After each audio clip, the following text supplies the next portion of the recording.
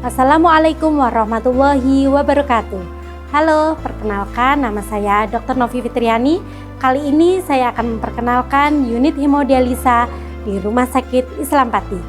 Ketika fungsi ginjal sudah tidak bekerja secara optimal, bukan berarti harapan hidup akan berhenti. Di unit hemodialisa, kami hadir menemani setiap perjalanan pasien dengan pelayanan yang penuh kepedulian. Hemodialisa merupakan prosedur perawatan bagi pasien gagal ginjal kronis untuk menyaring racun dan limbah dan kelebihan cairan pengganti ginjal akibat ginjal sudah tidak berfungsi secara maksimal. Pasien-pasien yang memerlukan cuci darah atau hemodialisa antara lain pasien dengan gagal ginjal kronis stadium 5 atau stadium akhir, pasien dengan gagal ginjal akut dengan waktu 24 jam pasien tidak bisa buang air kecil, pasien dengan kelebihan cairan, kelebihan kalium, dan pasien dengan penurunan kesadaran akibat fungsi ginjal tidak bekerja secara maksimal. Alur pelayanan hemodialisa di Rumah Sakit Islam Pati. Pelayanan diawali dengan registrasi dan verifikasi identitas, jadwal hemodialisa, serta jaminan pembiayaan. Selanjutnya, perawat melakukan screening awal, meliputi pemeriksaan tanda vital, berat badan, dan keluhan yang dirasakan pasien. Setelah itu, dokter melakukan pemeriksaan untuk menentukan terapi yang sesuai. Gimana Pak kondisinya pagi hari ini? Ini dok, agak batuk dok, ini dok. Batuk. Iya. Sudah berapa hari Pak batuknya? Udah ada 3 hari dok, batuk. Batuknya berdahak atau batuk kering? Kering Ada dok. keluhan lain selain batuk Pak? Yang lainnya sudah ini. Kemarin sih sekarang sudah enakan, udah enak, udah lumayan, udah agak lumayan. Sudah minum obat? Tadi pagi udah dok. Dengan obat yang diminum tadi pagi ada berkurang nggak batuknya?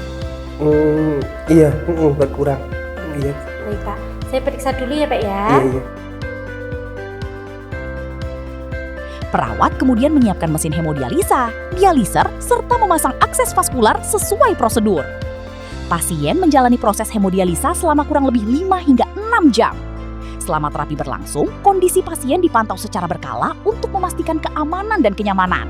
Setelah terapi selesai, dilakukan terminasi, dilanjutkan dengan evaluasi kondisi pasien, pemeriksaan kembali tanda vital, serta pemberian edukasi mengenai pola makan, pembatasan cairan, perawatan akses vaskular, dan jadwal hemodialisa berikutnya. Apabila kondisi pasien stabil, pasien diperbolehkan pulang dan melanjutkan aktivitas sesuai anjuran tenaga kesehatan. Nutrisi yang ideal pada pasien gagal ginjal. Keberhasilan terapi hemodialisa tidak hanya bergantung dengan mesin cuci darah.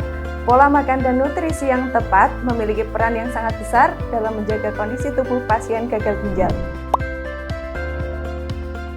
Karena fungsi ginjal yang menurun, tubuh tidak bisa lagi membuang sisa metabolisme, mengatur keseimbangan cairan, maupun kadar elektrolit tubuh dengan baik. Selama proses hemodialisa, sebagian zat gizi ikut terbuang. Inilah sebabnya pasien dengan gagal ginjal memiliki nutrisi yang berbeda dengan orang yang memiliki fungsi ginjal normal.